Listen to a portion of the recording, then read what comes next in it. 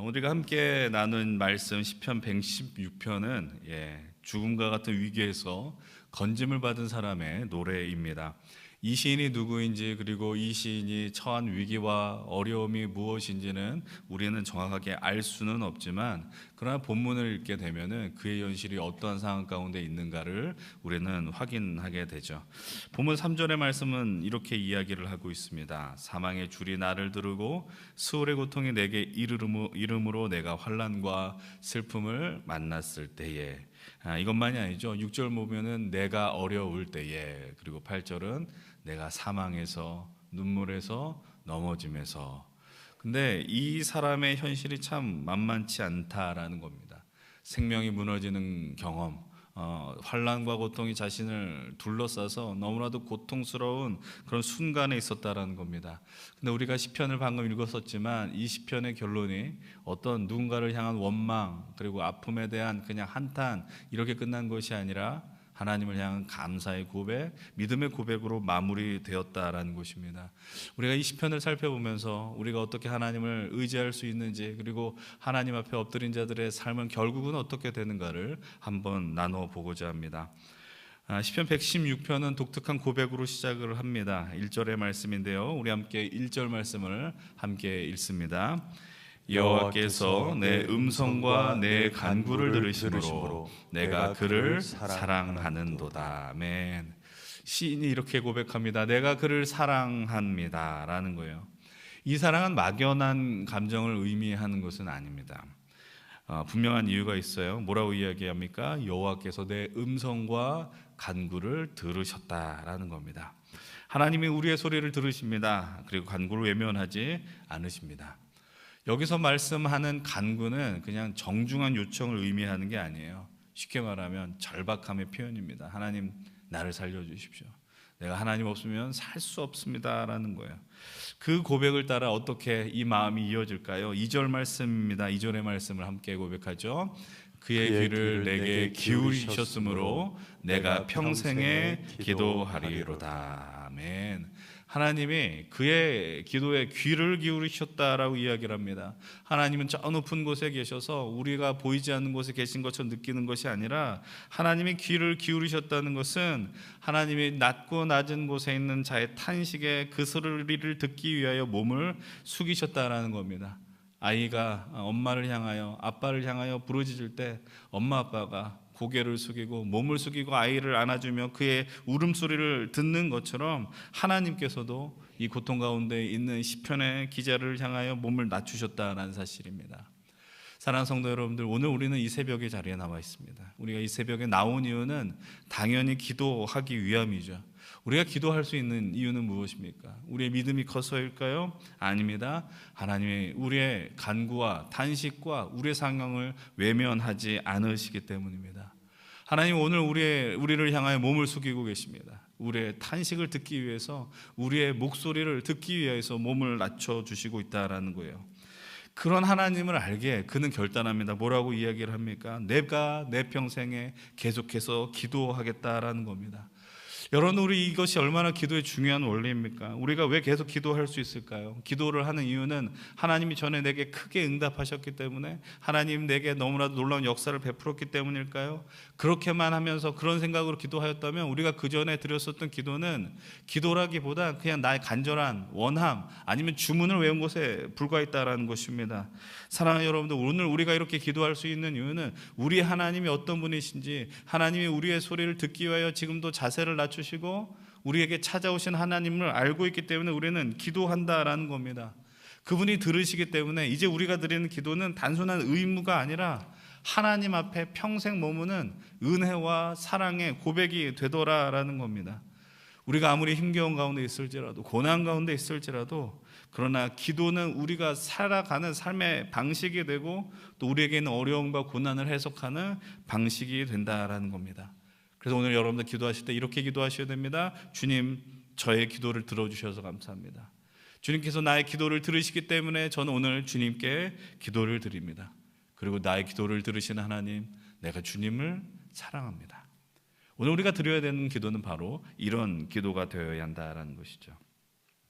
그러나 시인이 기도할 수 있는 이유는 단지 이런 하나님의 모습만은 아닙니다. 바로 하나님의 성품 때문인데요. 한번 3절과 4절을 한번 다시 한번 보기를 원합니다. 3절 4절입니다. 사망의 줄이 나를 두르고 수월의 고통이 내게 이름으로 내가 환난과 슬픔을 만났을 때에 내가 여호와 이름으로 기도하기를 여호와여 주께 구하오니 내 영혼을 건지소서 하였도다. 아멘. 그가 환난과 슬픔에 있을 때 장황하게 기도하지 않았어요. 아름다운 말을 붙이고 미사여구를 붙이면서 기도하지 않았어요. 뭐라고 기도합니까? 주님 내 영혼을 건지소서. 여러분 기도는 이뤄야 됩니다. 하나님 살려주십시오. 내가 주님밖에 없습니다. 주님 없으면 내가 살 수 없습니다 라는 거예요. 근데 하나님이 그 기도를 어떻게 하신다고요? 자세를 낮추시고 들으신다라는 거예요. 근데 그분이 그 기도를 들으실 수밖에 없는 이유를 이 시편의 기자는 이렇게 5절을 통해 고백해요. 뭐라고 말합니까? 여호와는 은혜로우시기 때문에, 주님은 의로우시기 때문에, 그리고 주님은 긍휼이 많으시기 때문에 라는 거예요. 그러니까 내가 운이 좋기 때문에 살아난 것이 아니라, 내가 그냥 기도를 100시간 했기 때문에 살아난 것이 아니라 하나님이 은혜로우시기 때문에, 하나님이 의로우시기 때문에, 하나님이 긍휼이 많으시기 때문에 나를 거지셨습니다 라고 고백하는 겁니다. 여러분, 우리가 이렇게 기도할 수 있는 이유는 무엇이냐? 우리가 그리고 너무나도 힘겨움에도 불구하고 하나님을 향하여 우리의 마음을 드릴 수 있는 이유는 무엇이냐? 그것은 바로 하나님이 어떤 분인지 알기 때문이라는 거예요. 사랑하는 여러분, 우리가 그래서 해야 될 일은 무엇입니까? 하나님을 알기에 계속 힘을 쓰셔야 된다는 겁니다. 하나님은 은혜로우신 하나님이신 줄을 믿습니다. 하나님이 의롭기 때문에, 하나님이 긍휼이 많으시기 때문에, 그런 하나님임을 우리는 알고 있기 때문에 오늘 기도하고 있다라는 거예요. 막연하게 기도하는 게 아니라는 거예요. 그냥 내가 기도하면, 내가 그냥 소리 지르면 언제든지 응답하시겠지, 그냥 뭐 때 되면 되시겠지, 막연한 감정이 아니라 하나님이 그러한 하나님이시기 때문에 오늘 우리는 기도할 수 있다라는 거예요. 여러분 6절도 한번 보십시오. 6절도 이렇게 이야기를 합니다. 함께 한번 읽어보겠습니다. 여호와께서는 순진한 자를 지키시다니 내가 어려울 때에 나를 구원하셨도다. 아멘. 여기서 순진한 자라는 것은요, 우리가 알고 있는 정말 뭐 어리고 정말 말 그대로 순진한 사람을 뜻하기도 하지만 어리석고 우둔함을 뜻하기도 합니다. 여러분, 우리가 왜 하나님 앞에 기도할 수밖에 없고 간구할 수밖에 없을까요? 우리가 순진한 인생이라는 거예요. 순진하다는 건 뭐냐? 어리석고 우둔하다. 다시 말씀드리면 우리의 힘으로 우리의 삶을 감당하는 것도 힘겹다. 우리의 미래, 내일도 알지 못하는 우리의 인생이다. 그래서 어떻게 해요? 하나님밖에 의지할 수 없는 인생이다라는 거예요. 하나님 앞에 철저하게 낮아진 사람을 이야기하는 것이죠. 세상은요, 힘 있는 사람에게 주목합니다. 강한 사람에게 주목하고 똑똑한 사람에게 주목한다라는 거예요. 그러나 하나님은 철저하게 낮은 자를, 어리석은 자를, 부족한 자에 주목하고 있다라는 겁니다. 우리가 기도하는 이유는 약하기 때문이라는 것이죠. 우리가 기도할 수밖에 없는 이유는 어리석기 때문이라는 겁니다. 하나님의 은혜가 없이는 단 하루도 살 수 없다라는 그 고백 때문에 이 자리에 있는 것 아니겠습니까? 부끄러운 일이 아닙니다. 여러분이 믿음으로 산다는 건 그걸 아는 거예요. 주님, 내 힘으로는 할 수 없으니 주님이 내 삶을 책임져 주십시오. 오늘 우리가 드리는 기도는 바로 그러한 기도가 되어야 됩니다. 하나님의 성품에 철저하게 되어서, 주님, 나는 약합니다. 그러나 주는 은혜로우시고 의로우시며 긍휼이 많으시니 저를 불쌍히 여겨서 내 삶에 함께 하시고 우리의 기도에 응답하여 주시옵소서. 계속해서 이 시편의 기자는 하나님을 향하여 기도하다가요, 갑자기 자신의 영혼을 향하여 선포합니다. 7절의 말씀입니다. 함께 7절 고백하죠. 내 영혼아 내 평안함으로 돌아갈지어다. 여호와께서 너를 후대하심이로다. 이 기도의 순간, 이 시점이 중요합니다. 그 말의 의미는 무엇일까? 이 시편의 기자가 드리는 이 기도, 이 자신의 영혼을 향해 외치는 순간에 자신의 모든 문제가 해결되었다라고 해서 이 선포를 하는 게 아니라는 거예요. 아직 상황이 해결되지 않았음에도 불구하고 몸의 고통과 연약함이 여전히 남아 있을지라도 자신의 영혼을 향해 선포합니다. 내 영혼아 네가 평안함으로 돌아갈지어다. 사랑하는 여러분들, 믿음의 사람은 자신의 영혼을 향하여 선포해야 됩니다. 내 영혼아 내가 평안할지어다. 불안으로 가지 말고 평안으로 갈지어다 라고 이야기해야 됩니다. 계속해서 세상이 우리에게 너 지금 힘들지, 어렵지, 외롭지 계속 염려하게 만들고 두렵게 만들고 우리 안에 있는 내면의 상처가 계속해서 우리에게 너는 고통 가운데 있어야 되라고 이야기를 하는 거예요. 너 누구 도울 사람이 없어, 너 스스로 힘을 이것을 건져낼 수 없다라는 것이죠. 그래서 내면의 그런 불안의 소리가 올라올 때 담대하게 외치셔야 됩니다. 내 영혼아 내가 평안함으로 돌아갈지어다. 여러분, 어려운 구조 현장의 이야기를 다 들어보면 매몰되어 있었던 사람들이요, 절망하다가 그런데 바깥에서 조그만 신호라도 듣게 되면, 빛을 발견하게 되면 다시 살아날 힘을 얻게 된다라고 이야기하지 않습니까?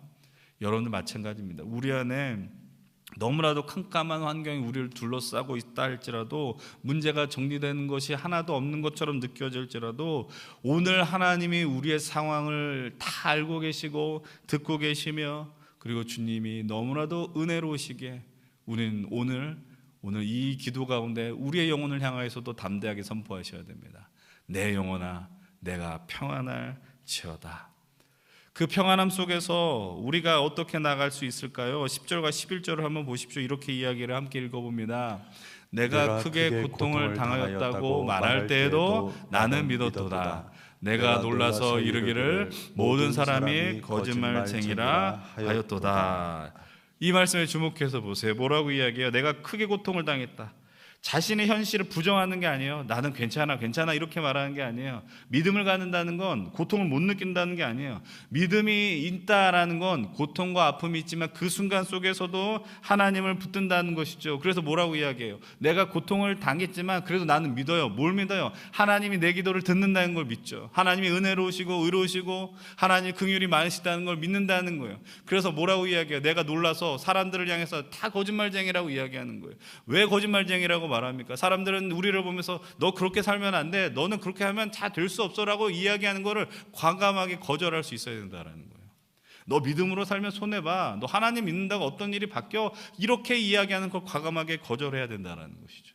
우리는 하나님께 돌아가셔야 됩니다. 왜요? 하나님이 어떤 분인지 우리는 믿고 있기 때문이라는 거예요.